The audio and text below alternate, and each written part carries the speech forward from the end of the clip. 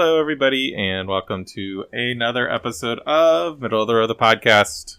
This is episode 142. It is another new release, as streaming services are providing more content. There was a lot of movies. I watched a couple new movies this week. But yeah, we are talking about... Did I say the name of the movie? The film is Palm Springs. It stars and was produced by Andy Samberg and The Lonely Island.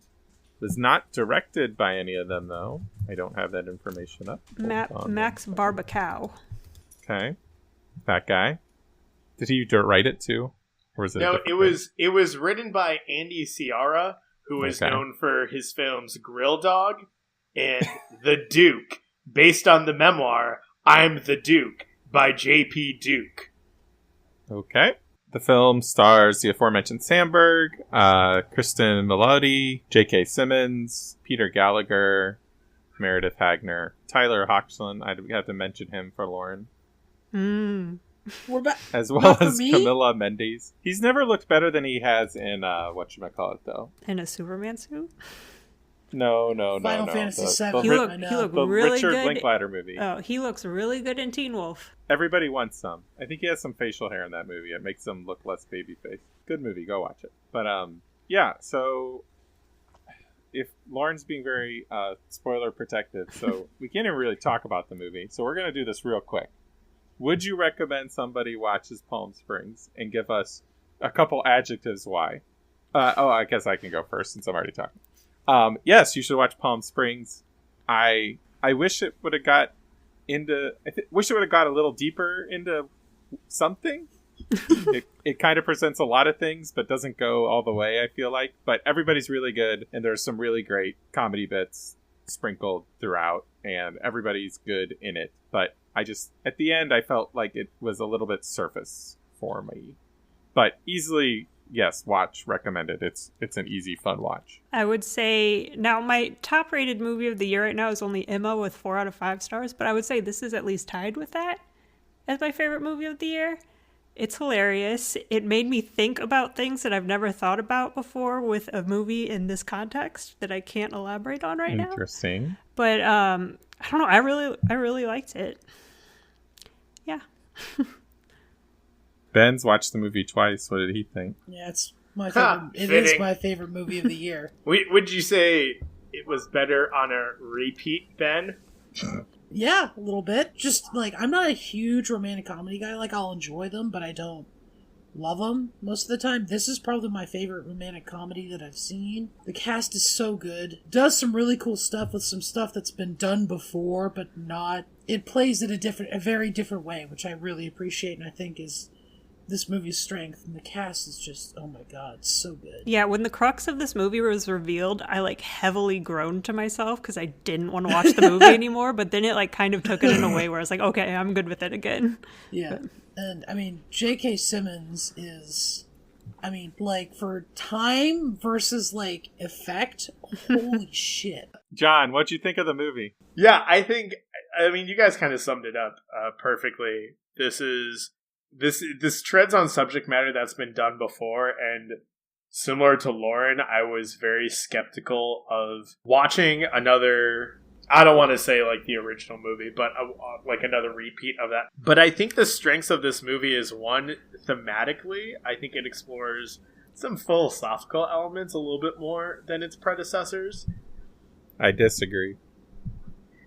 Previous movies have definitely never made me think about ethics before. And I think this does a better job of showing the effect and the growth of the characters during this thing. I'd also disagree. Let's get to the way so we can. I would say there's a more overt kind of exploration of nihilism in this film than I've seen previously. Nihilism. Thematically, I think it's awesome, and also. I expected this movie to be based on the trailer, which I did watch, which I probably shouldn't have, but I didn't think it took away from it.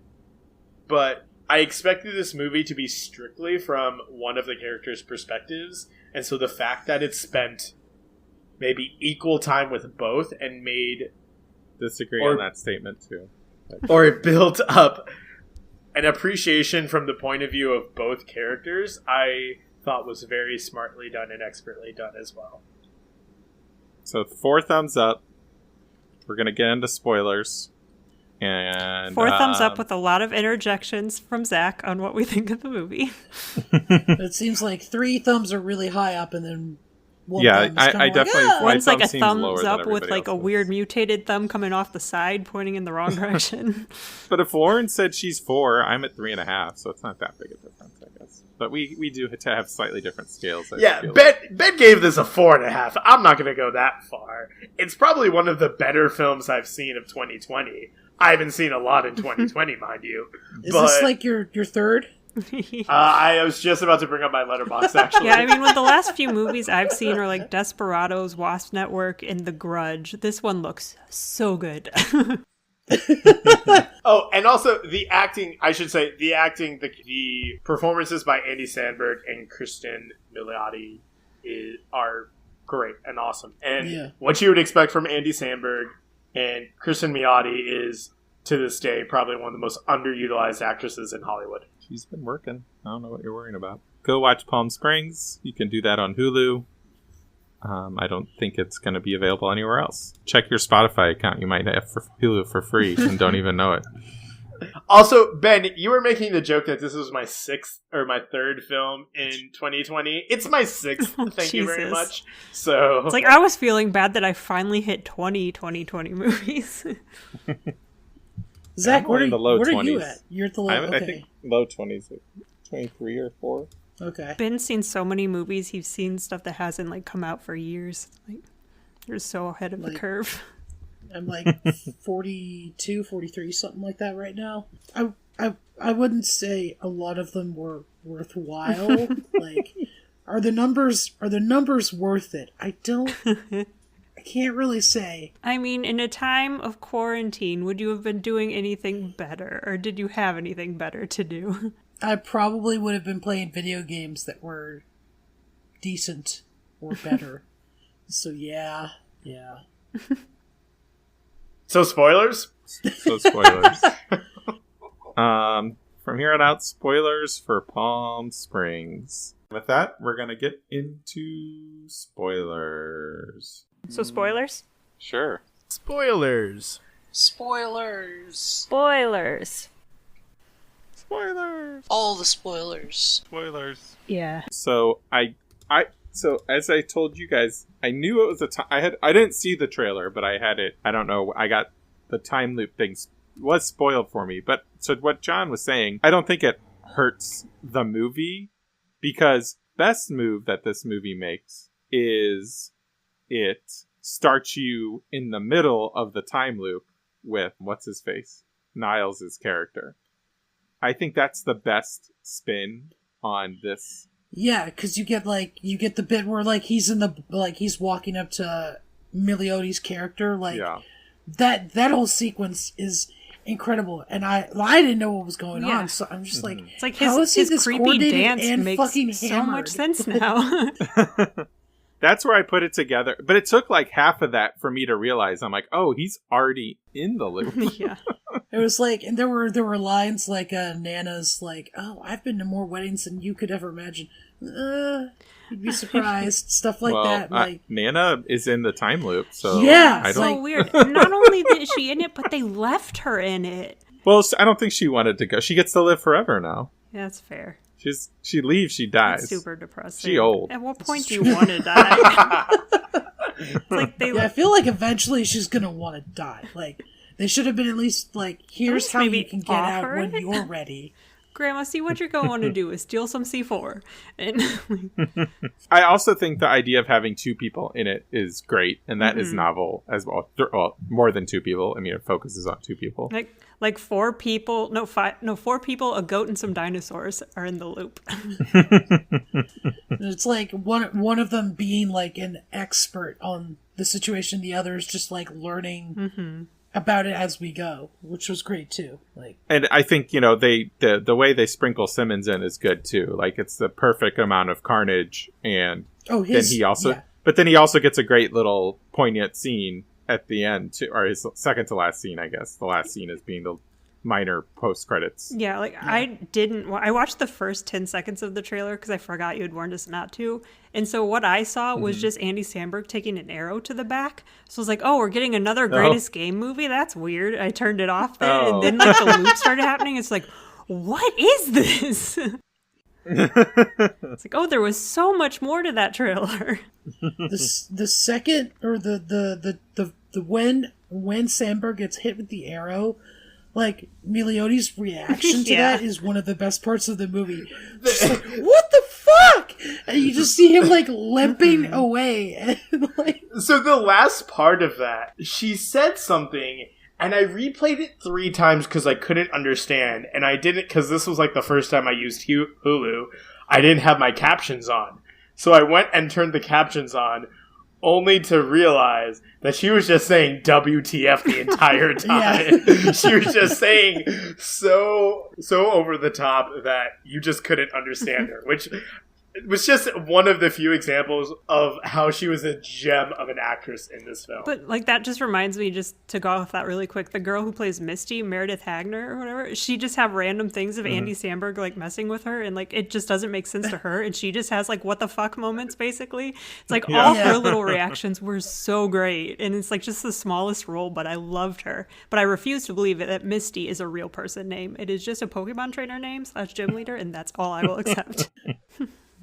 The best bit with her was like when he's mimicking her. Yes. And then when he's also, when she's like, are you fucking cheating on me?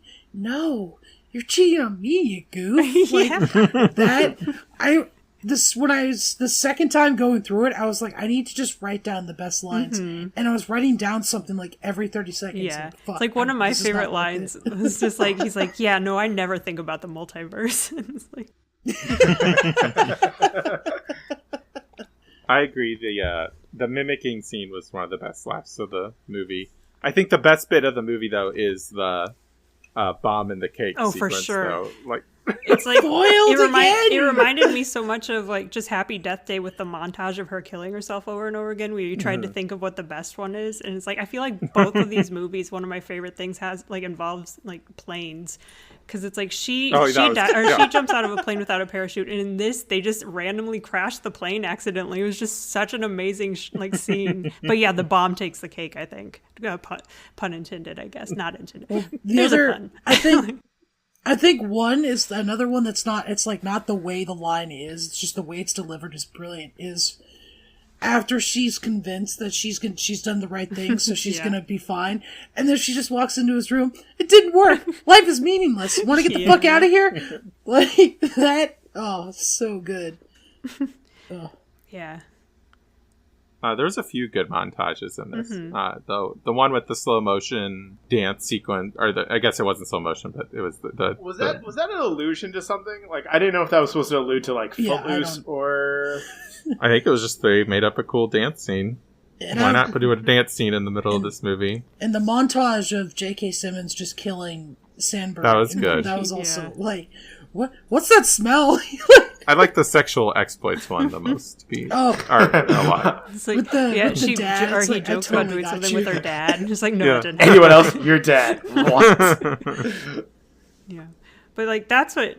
Just talking about that and the sexual thing where it comes back later where he slept with her or whatever. It's like, I never thought about it before with these movies, but it's like, you never really think about messing with other people if that's ethically sound to do, because it's like, should you ask yourself in like a real situation where this would matter, would I be okay with doing this to someone? And then if that's the case, maybe you shouldn't do it in a repeating scenario. It's like, is it taking advantage of people if they're never going to know what happened or didn't even happen because time goes back? It's like, this movie made me think about that. And then I was like, I don't want to have these thoughts. But at the same time, I was like, this is pretty cool. Yeah. It did a really good job with all of that. I think it handled those themes really well. And like Sandberg did a great job of like being this apathetic. Yeah. Like you can tell he's been there for a long time. And I appreciated the ultimate theme or message, or the ultimate message, I think, that the answer to, well, what's the point of all this if there's no meeting and there's just like vast amounts of suffering. Like, how are we supposed to survive? And this idea that it's through our interactions and our relationships with each other that we get through this. That's what injects the meaning into it, and that's what makes it worth living for. I thought it did that really well. And Zach, I'm interested to hear your thoughts, because it's been a while since I've seen Groundhog Day, and not as long, but a significant amount of time since I've seen Russian Doll. But I remember both of those covering it like fairly well. But this one, maybe it's just I'm suffering from recency bias, but this one just, especially with the dual focus on both these characters, I think they balance the experiences of both to show how they both needed each other really well. Versus in Groundhog Day, it was just from Bill Murray's perspective. And then in Russian Doll, they kind of introduced this other guy, but he still played a secondary role, I think, to Natasha Lyonne's character. Whereas in Palm Springs, no. Niles and I forget Kristen's character's name. Sarah, like they were both equally the main character of the story, I think. I would say the balance was definitely more Niles' story. Mm-hmm. I mean, when Sarah leaves the story, she literally, I forgot what the exact line was, but she was like, I don't want to live my life with some, and she makes some he calls her disparaging name before she jumps in front of the truck. But then she's like, well, why would I want to spend time with you? And then that's who we have to spend the rest of the movie with, basically, you know? And we have to learn why it's worth spending time with him. Yeah, I don't know. I don't think I think the actors selling their change was fine, but I don't think the movie earned it. Like, for me, like, I don't know. I didn't see their growth a whole lot, especially her character. Like, she gets montaged, and then she's like, I solved it. Let's end the movie. Yeah. And she actually she's the one that has some actually fucked up shit to deal with. You know, like, she cheated on her with her sister's her future brother-in-law. But you know, like, betrayed. They really just kind of magicked that away. Like, she just yelled at him once in the shower, and that was it. And like, I don't know. I wish they would have dug into those feelings clearly more. Had an effect on him. Yeah. All it needed was one yelling, one scolding. On her reaction to that too, it's like, oh, I'm such a terrible person. I don't do it, whatever. Yeah. Just like leaves him crying in the shower. I thought the speech is well done and really effective, and I think would have been a really good capper to seeing her get there. Mm-hmm. But it's this big twist that when we find out that she cheated or was it a twist though? Like, I kind of I knew it from the moment you heard someone in the shower the first time she wakes up. I mean, I remember hearing the shower, but I didn't put. Oh, I did not assume it would be. I didn't hear the shower. I heard someone talking. I figured it was someone outside the room. Mm. But as soon as I didn't hear the shower. She talked to her sister. No, it's like I knew right away. It's like, Once she whispered to his sister, I was like, oh shit, okay, here's where all this is coming from. Yeah. It's also like they could have shown us her sister being awesome instead of just like 80 people telling us how awesome. That said, that scene of her breaking her teeth is one of the highlight moments. It's okay. This dentist glues teeth. Yeah. But yeah, that's where I was kind of coming from, where it just felt like a little surfacey. Like, yeah. It kind of yada yada's the science stuff, which is fine. You know, I don't need that to be explained or make sense. That's not the point of it. But like, I don't even know. What was Niles' deal even? You know, I don't know. Like that's his true. Deal was that he was too scared to have to involve change in his life again. That's and true. He was like he's this guy who got stuck in this place that he didn't want to be, and basically and he legitimately doesn't remember the real world so well anymore. Well, he remembers Fred. I think that hurts him a little. I think that it's like that's a great little way to show like how long he's been in there, and they do pay lip service to like how Misty is, you know, kind of dressing him down in the beginning, that he was in some weird, you know, he was this guy, but I don't know. I felt like they kind of just yada yada pretty quick to him feeling like, yeah, it's like one visit to J.K. Simmons and, oh, yeah, I don't know. Well, I And mean, again, this didn't really hurt the movie. The visit for me to J.K. Simmons was just him realizing that he needs someone else. And so if he's going to be alone this whole time, he's going to be miserable. So it gave him the kick in his pants he needed to get out of there. But does she come find him, or does he find her? Wait, does Andy Samberg's character find her to get out? Yeah, she comes to him, though, doesn't she? She tells him, and comes then he's to like, him with I the can't info. do it. Yeah. And then she leaves to go do it, and he goes find chases her. her Yeah, down. he goes to He her. goes and gets He the remember gun. he convinces Spud that Yeah. he's his long lost son. Yeah. Yeah. That was Which great. again, I feel bad because in this he scenario, obviously then left that Spud happened, there. doesn't it? Like, Yeah, that's canon so now. Spud's wondering where his long Yeah. lost son is gone. Man's life was already ruined from the looks of it. Now it's even worse. He's already missing a goat. No, I feel like for you in that scenario, or for you with Andy Samberg's character, I kind of felt that way with Kristen Milioti's character on the day where she kind of just snaps. And like, it's like after you learn who she was sleeping with the soon-to-be brother-in-law, and then she kind of just snaps and doesn't want to be around Andy Samberg's character anymore. Which I was like, I was so mad at her for being so cold in the car, but at the same time, it did give us a moment that I loved so much, where she goes up to the motorcycle, is just like, I'm touching your motorcycle, to the cop. But it's just, I was so angry with her for some reason, which is stupid, but Well, I do, and the other bit that was great too is when she's like, "Oh, it wasn't that bad," and he turns and he's crying blood, like, and then she starts laughing again. Yeah, there's just a lot of time. Like even with her, they put so much time into the parents complaining about her yeah. to get across how we're supposed to feel about her, and again, little quibbles that it separates it from being a great movie from a good one for me. I know this movie has definitely set like unfair expectations for myself now, because now if I just have enough time, I can learn the answers to the universe. But like, I was thinking about that with this movie. I was like, what would I do with myself if I was stuck in a loop like this? It's like, well, you couldn't really, like, I couldn't do drawing stuff anymore because it would just be erased the next day. So I was like, I'd learn languages or something. And then I realized that's basically what this quarantine has been. I have all this time in the world and I've done absolutely nothing with it. So maybe I wouldn't time. learn languages after all. The perfect time for this movie to drop. Yeah, exactly. Yeah, I actually... a lot of Niles is. Yeah, I actually thought it was so serendipitous that they decided to release it during COVID, because I'm sure that's what a lot of people are feeling, even though it's not exactly, but that line that Andy Samberg says at the beginning, yesterday, today, tomorrow, it's all the same or whatever. Like, I imagine from a philosophical sense, that's what a lot of nihilists probably think, but then also in a way that's actually deeply real. Nihilist. Yeah, I was gonna say Niles. It's in his name. That's what a lot of us have been feeling with COVID. So I did want. It took me a while to find it, but my favorite quote is at the very end when they're walking in. Niles goes, "Where do you want to go on our first date when this for sure works?"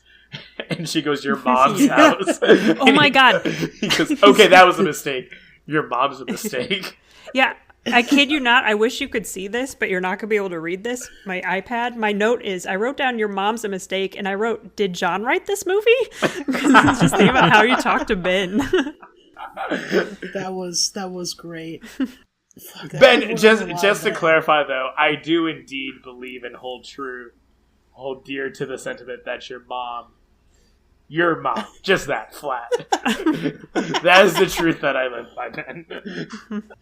When he's talking about the couple and it's like, who don't look like siblings. Oh, yeah. And she just like snorts into her wine glass. See, I was just like, we already just got this joke so much in Eurovision. It's like, what is it with all these siblings? J.K. Simmons, we didn't really talk about him. So he just good. comes in and out like a ball of, like, his Like an introduction assassin. is great. His montage of like, what's his name? Roy. It's like, Roy. Don't party with Roy. I thought that was one of the best segments of the movie for sure. Well, I love. He's just like he's the Australian guy. He's got some candy in his pocket, but he's not really willing to share. He just walks over. You were right. Got him. Yeah, that was good. Like, That reminds me, one of my favorite montages is the one where they crash the wedding, and they're like, "There's a bomb in the cake. Don't worry, I dealt with bombs in a former life," or something like that. Yeah. And they just role play this. I used to be a bomb guy. That just reminded me, just speaking about all the montages, there was, what did the bartender say? She was giving him a hand job, and she said something like, I killed someone in this car or something, or like, I hit someone with this car. It was Yeah. just And like then this he, offhand comment. Yeah. He'll never like, walk again. Like, Not only that, but he reached his Yeah. what have you Yeah. right when she confessed that. And that I just thought was, oh my gosh. Come again, what was that you just said? oh, The Roy with Roy though, I like the montage of him like hunting him down was fun, quote unquote fun. But like after we got this, like it's okay, Zach. We talked about the hunt. We enjoyed the hunt. We can. it would have been We can like cool this. if he spoke to that a little bit more. Why he just wanted to kill it? Like I don't know. Like again, that's one of those things that it plays as a really funny, quick montage and bit, but then they didn't dive into it deeper. You know, like what is the ethical conundrum of murdering somebody over and over again when you know it's not going to change it? You know, like Well, I mean, they dove into why he's doing it is because he wanted him to suffer, and yeah, the reason he wanted him to suffer is because he's never going to see his kids grow up. He's never going to walk his daughter down the aisle. Like, I mean, it was all they went into. Well, it. and they talked Yeah. about, especially in that conversation that they had when they were getting pulled over, the idea that you can't, like, people still feel pain. So just because it gets erased Yeah. doesn't give you a free reign to just do whatever you want to people. You can't just hurt people with no restraint or remorse. I still just feel so bad that they left him in there. It's like, how did she even get a hold of him in the first place to offer the exit? But like, just the fact, it was weird because I was so sad for him, but at the same time, his character arc, like when it ended on him, he was so happy that they got out. Like when he realized that the Andy Samberg that was with him now was not the Andy Samberg character, he was actually Yeah. happy for him, which made me feel pretty good. well, I think because he knows how to get out. Does he? Yeah, she It told is him. She implied told that, him the yeah, plan. she. Yeah, they imply Oh, she told. I thought she just told him that she could get him out, not that she told him how to do it. He No, said something he about mentions, her plan. The plan. Yeah. The plan. Yeah, Okay. like that he knows the plan. Yeah. Oh no, I took that as, hey, she told me there was a plan and I'm here for it. It's like, No, oops. I took it as he knows how to get out. So And I just love his like bartender had like lots of alcohol, please. yeah. Well, that's Like, another he's just reason why I celebrating thought that. he needed the alcohol, because he needed to he drown got his left behind. sorrows. Yeah. Yeah. Nana will guide him out. I love like their last interaction. It's like, can you just kill me one last time? Yeah. That was For really time's good. sake? You Just shot has him him in in the the trash garbage can. bin with the arrow. Yeah. Oh man. What did you guys think about the ending then? Like, I thought for the longest time it was just going to be them, like, the bomb exploding, and that was going to be how it ended, and I was going to be so pissed. Oh, that would have been such. But at the bullshit. same No, I'm time- glad. Like, as soon as we saw the dinosaurs, I was like, is this like some Inception thing where it's like, are they really out? Do we know what's happening? And like, I was even like, I looked at, she has this tattoo on her arm that's like a backwards question mark. And I was like, what does it mean? Speaking of tattoos, the tattoo thing when they're tattooing Yeah. each other was also great. Yeah. Just like, dude, I'm staying. But I'm like, staying does right on that s- actually stay on them or does it get erased? No, because their bodies reset. Yeah. It's like whatever they do to each other. I mean, it's like Yeah, I it's mean, fair. unless Sandberg has all kinds of arrow wounds and burns, like that. Well, I mean, it could be like Happy Death Day, where it's like very trauma in his body is very, very bad. You should be dead, sir. That's fair. I mean, his body he would have no hair on him because he got burned alive in a pool. So, yeah. Do you know what? I That's completely forgot. That's a way to I go. completely Jesus. negated Happy Death Day within this category as well, and I guess that points to the fact that The sequel wasn't good, and you kind of ruined the first movie. a little no, bit. the sequel is fine. I don't know. I'm surprised you off your forgot high it because horse. you love the main actress so much. No, she was amazing, and that movie was amazing too. And I think like that's a testament to the fact that I don't know. We've had now how many? We've had 4 kind of versions of this plot point or plot device, and they've all been... I'm sure there Yeah. There's are probably way but more. But they've all been incredible. They've all been awesome, so... And I actually have not seen the original Groundhog Day, so it's on the list. It's decent. If anything, Zach, to get back to what you were saying about J.K. Simmons, this makes me want to finally bunker down and watch Whiplash, excuse me. Just because he's so memorable in Juno and as J. Jonah Jameson. And I also remember when I was younger and used to watch Law and Order, he was the main forensic psychologist there. And I'm so happy that he's come from that to being such a prominent and critically acclaimed actor. I'm in the same exact boat. I also haven't seen Whiplash, but I remember those Law and Order What are you guys days. doing?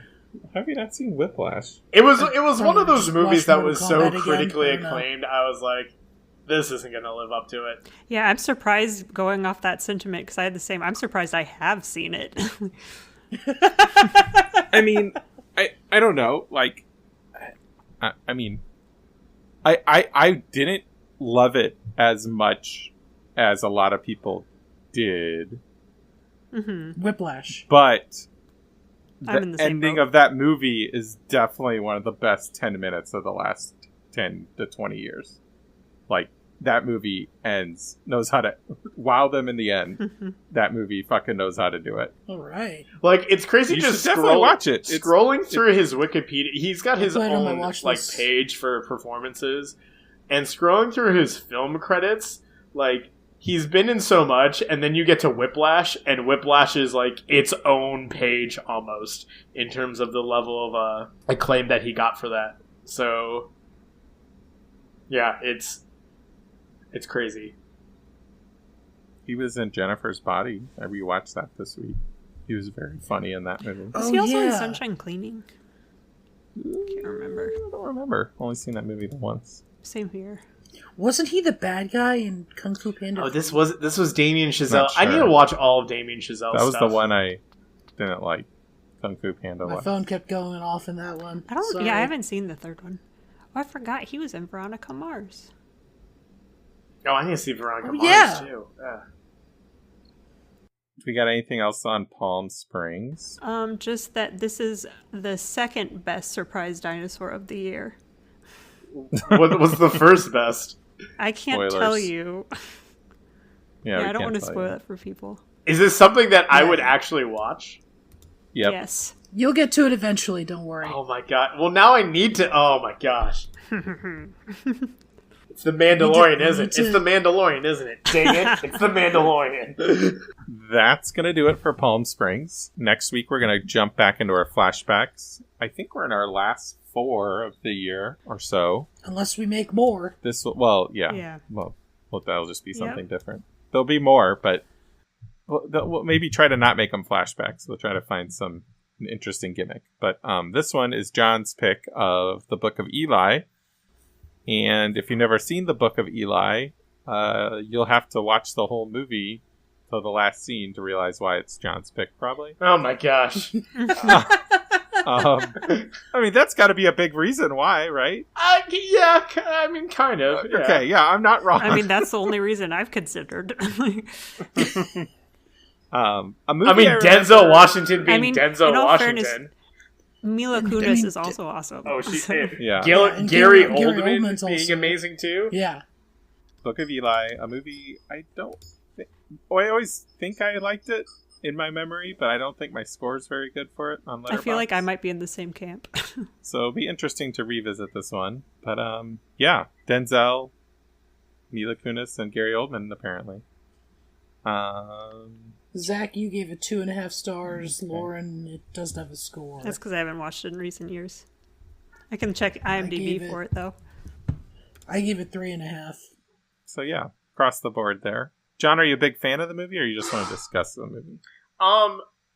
There's some prominent moments in it that have stood out as deeply resonated cinematic moments for me.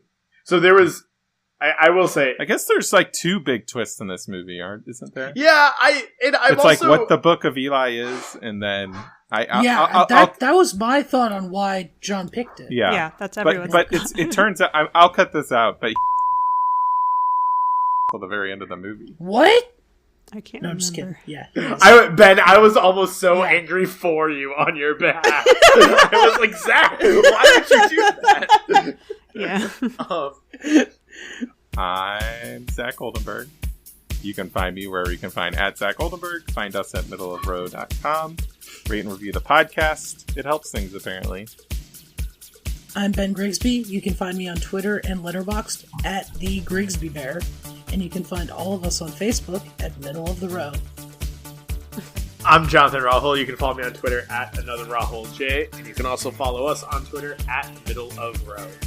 If we're pointing out stuff in our backgrounds, I just want everyone to acknowledge Sam Neill that I photoshopped into this image rather poorly. But I'm Lauren Heimbach. You can find me on Twitter at Beware of Trees, and you can find us on Tumblr at middleofrow.tumblr.com. Thanks for listening. Go watch The Book of Eli. Or just Book of Eli. I think it is the book. Okay. And remember, the best seats are in the middle of the row.